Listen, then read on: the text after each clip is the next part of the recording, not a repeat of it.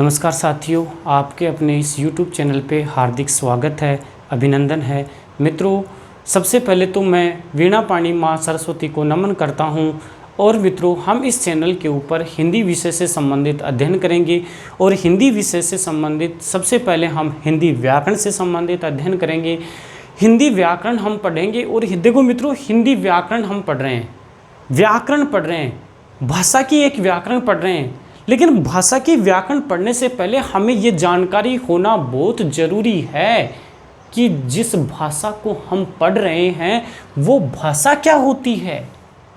हम पढ़ने को, व्याकरण को पढ़ लेते हैं, लेकिन हमें ये नहीं पता होता है कि भाषा क्या है। व्याकरण आती है, संज्ञा शब्द पूछे कोई, हमसे संज्ञा शब्द बता दे, संधि विच्छेद करवा ले हमसे, संधि विच्छेद भी हम कर दे, सर्वनाम बता दे, लेकिन उससे ये पूछ ले कि भाषा क्या होती है, सोचने पे थोड़ा मजबूर हो जाएगा। तो यानी बिल्कुल ही हम जीरो लेवल से, यानी बिल्कुल शुरुआत से हम इसकी शुरुआत करेंगे। तो देखो, सबसे पहले हम देखते हैं भाषा जो शब्द है, इस भाषा शब्द की जो उत्पत्ति हुई है वो भास धातु से हुई है।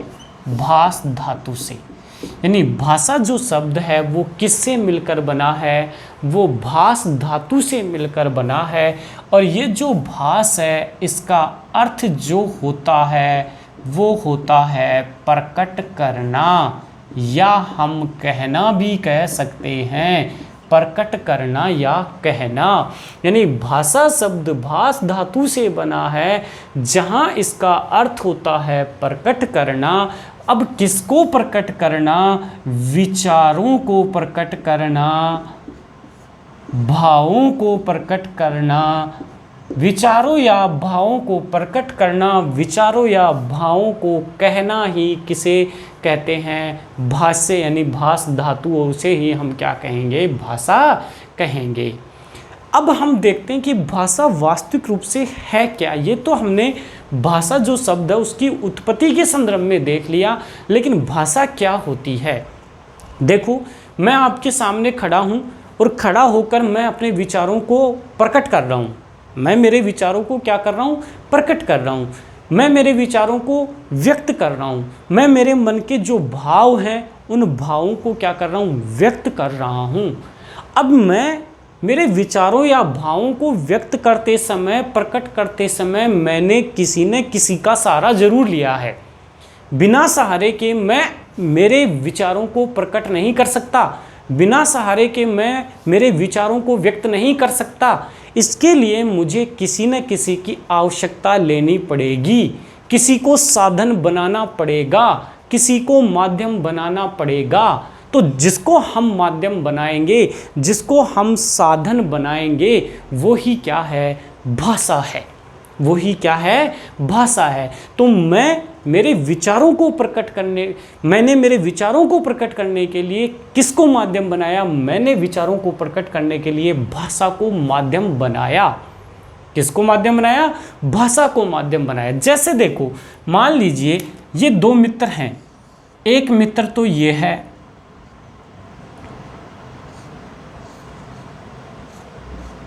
दूसरा मित्र ये है,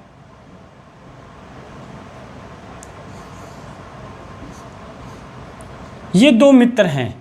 ये दोनों आपस में बातचीत कर रहे हैं। दोनों आपस में क्या कर रहे हैं? बातचीत कर रहे हैं। ये कुछ बोलता है या अपने विचारों को जब ये व्यक्त करता है तो ये सुनता है, जब ये अपने विचारों को व्यक्त करता है तो ये सुनता है। दोनों आपस में क्या कर रहे हैं? आपसी बातचीत कर रहे हैं, वार्तालाप कर रहे हैं, अपने मन के जो विचार हैं उनको व्यक्त कर रहे हैं, अपने मन के जो भाव हैं उनको प्रकट कर रहे हैं। जब ये दोनों मनुष्य अपने जो विचार या भाव हैं इनको प्रकट कर रहे हैं, तो प्रकट करते समय या व्यक्त करते समय किसी न किसी को माध्यम जरूर बना रहे हैं। किसी न किसी को क्या कर रहे हैं? माध्यम जरूर बना रहे हैं। बिना माध्यम के तो ये दोनों अपने विचारों को प्रकट नहीं कर सकते। भाई सीधी सी बात है, ये कुछ बोलेगा, ये सुनेगा, तो ये जो बोल रहा है, जो बाहर निकल रहा है, वो किसी न किसी माध्यम के द्वारा बाहर निकल रहा है। तो जिस माध्यम के द्वारा बाहर निकल रहा है वो माध्यम क्या है? भाषा। वो माध्यम क्या है? भाषा है। अब जरूरी नहीं कि दो ही व्यक्ति हों, जरूरी नहीं कि दो ही व्यक्ति आपस में अपने विचारों को व्यक्त करते हैं, दो ही व्यक्ति आपस में अपने भावों को प्रकट करते हैं, दो से अधिक भी हो सकते हैं, व्यक्तियों का समूह भी हो सकता है। भाई बहुत सारे व्यक्ति आपस में खड़े, लेकिन वहां बोलने वाला कौन होगा? एक समय में बोलने वाला केवल एक ही व्यक्ति होगा, बाकी सभी क्या होंगे? सुनने वाले होंगे। तो सीधे सीधे हम ये कह सकते हैं कि मनुष्य एक सामाजिक प्राणी है, उसको समाज में रहना है, समाज में अपना जीवन व्यतीत करना है।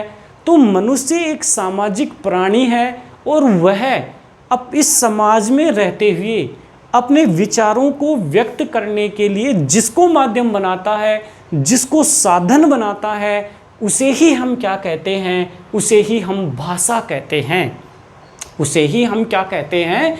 भाषा कहते हैं। बिल्कुल आराम से समझो, कुछ यानी कुछ ज़्यादा दिक्कत नहीं है, बिल्कुल सरल शब्दावली में। अरे आपस में बात करो, जो दो दोस्त दो भाईला आपस में बात करया, तो बात जब करें छे ना कोई ना तो माध्यम बनाऊँ छे ना बातचीत करवा के लिए, तो भाई कीजिए, भाई है भाषा। तो यहाँ भी यही है कि विचारों को व्यक्त करने के लिए हम जिसको माध्यम बनाते हैं, जिसको साधन बनाते हैं, उसे ही क्या कहते हैं? भाषा कहते हैं। अब यहाँ देखो, मनुष्य जो है, उस मनुष्य को जो भाषा मिली है वो व्यक्त माध्यम में मिली है। यानी मनुष्य भाषा के द्वारा अपने विचारों को व्यक्त कर सकता है। तो मनुष्य को जो भाषा है वो व्यक्त माध्यम है, जबकि जो पशु पक्षी हैं वो भाषा को व्यक्त नहीं कर सकते, तो उनकी भाषा क्या हो गई? अव्यक्त हो गई। तो सारांश रूप में हम ये कह सकते हैं कि मनुष्यों की जो भाषा है वो व्यक्त भाषा है, और जो पशु पक्षी हैं उनकी भाषा क्या है? अव्यक्त भाषा है। कोई भी पशु पक्षी अपने विचारों को व्यक्त नहीं कर सकता, जबकि एक मनुष्य जो होता है वो अपने विचारों को व्यक्त कर सकता है। इसलिए मनुष्य की जो भाषा है उसको व्यक्त भाषा कहा गया है, और जो पशु पक्षी हैं वो अपने विचारों को व्यक्त नहीं कर सकते हैं, इसलिए उनकी भाषा को क्या कहा गया है? अव्यक्त भाषा कहा गया है। अब इसके बाद में ये तो हमने भाषा के संदर्भ में जान लिया, साधारण सी जानकारी, और ज़्यादा विस्तृत लंबे रूप में जानकारी लेने की आवश्यकता नहीं है, केवल इतना ही। ऐसे तो बहुत सारी विशेषताएं होती हैं भाषा की, कि भाषा पैतृक संपत्ति नहीं होती है, अर्जित संपत्ति है, तो ये बहुत सारी विशेषताएं, केवल हमें इतना ही यहाँ ज्ञान लेना है कि भाषा क्या होती है। अब इसके बाद में भाषा को हमने जाना, और भाषा को जानने के बाद में हम कौन सी भाषा पढ़ रहे हैं? हिंदी भाषा। कौन सी भाषा पढ़ रहे हैं हम? हिंदी भाषा पढ़ रहे हैं। भाई कौन सी भाषा पढ़ रहे हैं? हिंदी भाषा पढ़ रहे हैं। अब हमें ये जानकारी होना जरूरी है कि हिंदी भाषा जो है उसकी विकास की यात्रा का क्या क्रम रहा है। एक जो हिंदी भाषा है वो जो वर्तमान स्वरूप में हम जिस हिंदी भाषा का प्रयोग कर रहे हैं, क्या ये पहले भी इसी स्वरूप में थी, या प्राचीन काल जिस समय वैदिक युग था, वेद पुराण लिखे गए थे, क्या उस समय भी हिंदी भाषा का प्रयोग होता था? क्या अभी इस हिंदी भाषा का प्रयोग हो रहा है, या कब से हिंदी भाषा का प्रयोग होने लगा है? किस क्रम में हिंदी भाषा का विकास हुआ है? क्योंकि यहाँ से कई बार प्रश्न पूछ लेता है, सीधा प्रश्न पूछता है, हिंदी भाषा की उत्पत्ति हुई है संस्कृत, वैदिक संस्कृत, लौकिक संस्कृत, उपयुक्त सभी।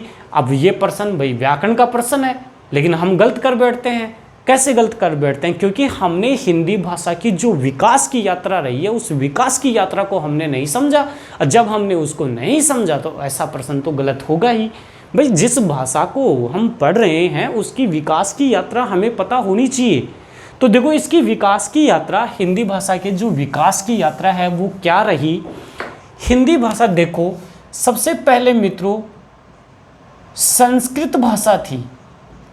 सबसे पहले कौन सी भाषा थी? संस्कृत भाषा थी। अब ये जो संस्कृत भाषा है इसके दो रूप प्रचलित थे। एक थी वैदिक संस्कृत, एक तो कौन सी थी, वैदिक संस्कृत, और दूसरी थी लौकिक संस्कृत, दूसरी लौकिक संस्कृत। अब देखो, जो वैदिक संस्कृत है ये यानी वेद और पुराणों की भाषा थी, लौकिक संस्कृत आम बोलचाल की भाषा थी, और वैदिक संस्कृत का प्रयोग बहुत कम होता था, यहाँ लौकिक संस्कृत का प्रयोग ज़्यादा होता था। वैदिक संस्कृत का प्रयोग सबसे कम हुआ, इसलिए ये वैदिक संस्कृत वेद पुराणों तक सीमित रह गई। लौकिक संस्कृत का प्रयोग ज़्यादा हुआ, इसलिए लौकिक संस्कृत जो है इस भाषा का आगे और क्या हुआ, विकास हुआ। लौकिक संस्कृत का आगे और क्या हुआ, विकास हुआ। देखो, हम वैदिक संस्कृत में हम पढ़ते हैं कि वेद पुराणों की भाषा थी। कौन सी भाषा थी, वेद पुराणों की भाषा थी। लेकिन वेद पुराण में ध्यान रखना, केवल वैदिक संस्कृत में एक ही वेद लिखा गया था, बाकी जो तीनों वेद हैं वो लौकिक संस्कृत में लिखे गए थे। अब इसके बाद में देखो भाई, सीधी सी बात है, अगर हम किसी भाषा का प्रयोग ज़्यादा करेंगे तो उसका यानी ज़्यादा प्रयोग करेंगे तो उसका विकास ज़्यादा होगा। भाई, ज़्यादा लोगों के द्वारा वो प्रयोग में लाई जा रही है, उस भाषा की जानकारी सबको होगी। और जिस भाषा का प्रयोग हम कम करते हैं, जिस भाषा का प्रयोग हम कर रहे हैं उसकी जानकारी लोगों को कम होगी। जैसे भाई, हम आम बोलचाल में अभी जब आपसी वार्तालाप करते हैं तो हम हिंदी भाषा का प्रयोग करते हैं और बीच बीच में अंग्रेजी भाषा के शब्दों का भी प्रयोग कर लेते हैं। लेकिन हम ज़्यादा किसका प्रयोग कर रहे हैं, हिंदी का प्रयोग कर रहे हैं, अंग्रेजी का प्रयोग बहुत कम कर रहे हैं। इसलिए ज़्यादा जो बाहुल्य है वो किसका होगा, हिंदी का होगा। यही इनके साथ है। वैदिक संस्कृत का प्रयोग बहुत कम हुआ था, लौकिक संस्कृत का प्रयोग बहुत ज़्यादा हो रहा था। अब इसके बाद में जो संस्कृत है, ये संस्कृत किस में बदली, पाली में, और पाली से ये जो है ये बदली प्राकृत में, और प्राकृत से ये जो भाषा आई ये भाषा आई अपभ्रंश, और अपभ्रंश का ही एक भाग है शौरसेनी अपभ्रंश। अपभ्रंश का ही एक भाग है शौरसेनी अपभ्रंश, और इस शौरसेनी अपभ्रंश से ही क्या निकली, हिंदी भाषा। ये विकास की यात्रा का क्रम है हिंदी भाषा की। संस्कृत, संस्कृत से पाली, पाली से प्राकृत, प्राकृत से अपभ्रंश, और अपभ्रंश का एक भाग शौरसेनी, और शौरसेनी अपभ्रंश से ही क्या निकल कर आई, हिंदी भाषा निकल कर आई। अब ये हमने क्रम पढ़ लिया कि संस्कृत, पाली, प्राकृत, अपभ्रंश और हिंदी। लेकिन हमें इनका काल भी पता होना चाहिए कि ये जो संस्कृत का, वैदिक संस्कृत का काल था ये कब से कब तक था, लौकिक का काल कब से कब तक था, पाली का कब से कब तक था, प्राकृत का कब से कब तक था, अपभ्रंश का कब से कब तक है, और कब से हिंदी भाषा का प्रयोग होने लगा है। कौन से सन से हिंदी भाषा का प्रयोग होने लगा था, अभी तक हम नहीं जानते हैं कि कौन से सन से हिंदी भाषा का प्रयोग होने लगा है। वो यही यानी बहुत सारे आप में ये कहेंगे पहले से आ रही होगी हिंदी भाषा का प्रयोग, तो पहले से ही हो रहा होगा। नहीं, ऐसी स्थिति नहीं है। अब देखो, कईयों की ये दिक्कत रहती है कि ये याद नहीं होता है, कालक्रम याद नहीं होता है। कालक्रम अपने आप याद हो जाएगा। आप तो ये ध्यान रखो कि 1500 से हमें शुरू करना है। कहाँ से शुरू करना है, 1500 से। वैदिक संस्कृत में हमें 1500 से शुरू करना है, ये बात ध्यान रखो। एक में भी दिक्कत नहीं होगी, यहाँ तक पूरा कालक्रम आपको याद हो जाएगा। लेकिन ध्यान क्या रखना है आपको कि वैदिक संस्कृत है, इसकी शुरुआत 1500 ईसा पूर्व है। 1500 ईसा पूर्व है, न कि ईस्वी। 1500 ईसा पूर्व है। बस ये एक पहली लाइन यहाँ ध्यान रख लेना, पहली संख्या आप ध्यान रख लेना, आगे वाले अपने आप याद हो जाएंगे। कैसे, 500 कम करते जाना, प्रत्येक में से 500 क्या करते जाना, कम करते जाना। यानी हम यहाँ 1500 रख रहे हैं, 500 कम करेंगे। इसका मतलब वैदिक संस्कृत का जो कालक्रम था वो 1500 ईसा पूर्व से 1000 ईसा पूर्व था। बिल्कुल भी याद हो गया हमें तो। 1500 से प्रत्येक में, यहाँ भी 500 कम होंगे, यहाँ भी 500, यहाँ भी 500, यानी सब में 500 का अंतर रहेगा। अब यहाँ देखो, लौकिक संस्कृत का काल है, वैदिक संस्कृत समाप्त कहाँ हो रही है? 1000 ईसा पूर्व है, तो 1000 ईसा पूर्व पे वैदिक संस्कृत का काल समाप्त हुआ और लौकिक संस्कृत का काल प्रारंभ हो गया। और मैंने कहा 500 का अंतर करना है, 1000 में से 500 घटाएंगे, 500 बचेंगे, तो 500 ईसा पूर्व इसका काल हो गया। बिल्कुल सरल है, सीधी सी बात है। इसका मतलब लौकिक संस्कृत का काल क्या था? 1000 ईसा पूर्व से 500 ईसा पूर्व का जो काल था वो किसका था? लौकिक संस्कृत का काल था। अब आते हैं पाली में। बोलो, लौकिक संस्कृत कहाँ समाप्त हो रही है? 500 ईसा पूर्व, तो ये 500 ईसा पूर्व से क्या होगी? प्रारंभ होगी। 500 ईसा पूर्व से प्रारंभ होगी। अब 500 कम करेंगे, 0 बचेगा, लेकिन 0 न लिखकर क्या लिख देंगे? 1 ईस्वी लिखेंगे। अब ये ध्यान रखना, क्योंकि 1 आ गया है तो ईस्वी प्रारंभ हो गया है। अब बस इतना ध्यान रखना कि 500 कम करें, जहाँ 0 आए वहाँ 1 लिखना है, और वो 1 ईसा पूर्व न होकर क्या होगा? ईस्वी होगा। फिर देखिए प्राकृत, पाली कहाँ समाप्त हो रही है? पहली ईस्वी पे समाप्त हो रही है, तो ये 1 ईस्वी से प्रारंभ हो जाएगी प्राकृत। अब क्या कर रहे थे? यहाँ ईसा पूर्व में तो हम 500 घटा रहे थे, और यहाँ क्या करेंगे? 500 जोड़ेंगे। ईसा पूर्व में तो हम आगे बढ़ने के लिए 500 घटाते हैं, ईस्वी में 500 क्या करेंगे? जोड़ेंगे। तो 500 यहाँ जोड़ेंगे तो ये क्या हो जाएगा? 500 ईस्वी। प्राकृत का काल क्या हो गया? 1 ईस्वी से 500 ईस्वी। इसके बाद में अपभ्रंश का काल 500 ईस्वी से 500 जोड़ दो भाई, ईसा पूर्व है, आगे बढ़ते हैं, 500 घटाते हैं, ईस्वी है, आगे बढ़ रहे हैं, 500 क्या करेंगे? जोड़ेंगे, तो क्या आ जाएगा? 1000 ईस्वी। तो अपभ्रंश का जो काल था वो 500 ईस्वी से 1000 ईस्वी था। और इसके बाद में जो हमारी हिंदी भाषा है, उस हिंदी भाषा का जो काल प्रारंभ होता है वो 1000 ईस्वी से अब तक का जो काल है, वर्तमान जो समय चल रहा है, इस वर्तमान समय तक का जो काल है वो कौन सी भाषा का है? हिंदी भाषा का है। तो हिंदी भाषा का प्रयोग 1000 ईस्वी के बाद में हुआ है। 1000 ईस्वी से पहले हिंदी नाम की कोई भाषा नहीं थी। हिंदी का प्रयोग 1000 ईस्वी के बाद में होने लगा है। हिंदी का जो काल है वो 1000 के बाद में प्रारंभ हुआ है।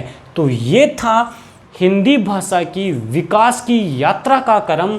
और इसमें आप ये भी याद रख सकते हैं कि पाली जो भाषा है ये बौद्ध धर्म से संबंधित भाषा थी, इसलिए बौद्ध ग्रंथ इसमें लिखे गए। पाली भाषा में क्या लिखे गए? बौद्ध ग्रंथ लिखे गए, क्योंकि ये बौद्ध धर्म से संबंधित भाषा थी, भगवान बुद्ध से संबंधित भाषा थी। प्राकृत जो भाषा है ये जैन धर्म से संबंधित भाषा थी, इसलिए इसमें क्या लिखे गए? जैन ग्रंथ लिखे गए। इसलिए प्राकृत में क्या लिखे गए? जैन ग्रंथ लिखे गए। तो जैन धर्म की जो भाषा है वो क्या थी? प्राकृत भाषा थी। इस प्रकार से ये हिंदी की विकास की यात्रा का क्रम में शुरू होता है। अब यहाँ एक प्रश्न उठता है कि जो हिंदी है, इस हिंदी का मानक समय कहाँ से माने? भाई हिंदी 1000 ईस्वी से प्रारंभ हो रही है, लेकिन इसका मानक समय कहाँ से माना जाता है? मानक समय 1000 ईस्वी से नहीं माना जाता है। हिंदी भाषा का जो मानक समय है, हिंदी भाषा का जो मानक समय है वो मानक समय माना जाता है 1100 ईस्वी से। कहाँ से माना जाता है? 1100 ईस्वी से माना जाता है। ये कैसे हुआ? देखो, संस्कृत से जब पाली आई, मेरे को ये बताओ, एक बालक आपके घर में रहता है, जब तक वो बालक आपके घर में रहता है तो आपके घर में जिस प्रकार की भाषा बोली जाती है उस प्रकार की भाषा के शब्दों का वो बालक करेगा, ये स्वाभाविक बात है। अगर आप अपने घर पर मारवाड़ी भाषा बोलते हैं तो वह बालक भी क्या करेगा? मारवाड़ी भाषा का प्रयोग करेगा। लेकिन मान लीजिए आपने उस बालक को किसी दूसरे स्थान पे भेज दिया, अब उस दूसरे स्थान पर केवल हिंदी भाषा का प्रयोग हो रहा है, तो मेरे को ये बताओ कि वह बालक क्या पहले दिन से ही हिंदी भाषा का प्रयोग करने लग जाएगा? हाँ, वह हिंदी भाषा का प्रयोग धीरे धीरे करेगा, लेकिन जब वो हिंदी भाषा का प्रयोग कर रहा होगा तो मारवाड़ी के शब्द भी उसमें अपने आप आएंगे, क्योंकि अचानक से वह अपनी भाषा में परिवर्तन नहीं कर सकता, क्योंकि ये मनुष्य की स्वाभाविक प्रकृति होती है कि जब भी हम एक जिस भाषा में रहते हैं और फिर अचानक से दूसरी भाषा के क्षेत्र में जाते हैं, वहाँ रहते हैं, तो पहले हम जिस क्षेत्र में रह रहे थे उसी भाषा के शब्दों का प्रयोग करते हैं। यही इसके साथ में हुआ। जब पाली आई तो पाली में संस्कृत के शब्दों का प्रयोग हो रहा था, फिर प्राकृत आई तो प्राकृत में भी पाली के शब्दों का प्रयोग हुआ, पाली से प्राकृत से अपभ्रंश आई तो अपभ्रंश में भी प्राकृत के शब्दों का प्रयोग हो रहा था। अब हिंदी आ गई, तो ये तो है नहीं कि 1000 जो है 1000 ईस्वी प्रारंभ होते ही सभी शब्द हिंदी भाषा के प्रयोग होने लगे होंगे। अरे भाई, जैसे ही 1000 आई तो ये हिंदी भाषा ऐसी थी कि इसमें अपभ्रंश के भी शब्द थे, प्राकृत के भी थे, पाली के भी थे, संस्कृत के भी शब्द थे, यानी सभी का मिश्रण हो रहा था। या हम ये कह दें कि सभी अपभ्रंश, भाई सभी भाषाओं का मिश्रण, तो यहाँ सभी भाषाओं के शब्दों का प्रयोग हो रहा था इस हिंदी में। लेकिन जैसे ही 100 वर्ष बीत गए, उसके बाद में इसके बाद का जो समय है वो हिंदी भाषा का क्या माना जाता है? मानक समय माना जाता है। कौन सा माना जाता है मानक समय? 1100 ईस्वी से जो है हिंदी भाषा का मानक समय है। ये है हिंदी की विकास की यात्रा का क्रम। ये एक हिंदी भाषा है, उसकी विकास की यात्रा का क्रम में रहा है। अब इसके बाद में बात करते हैं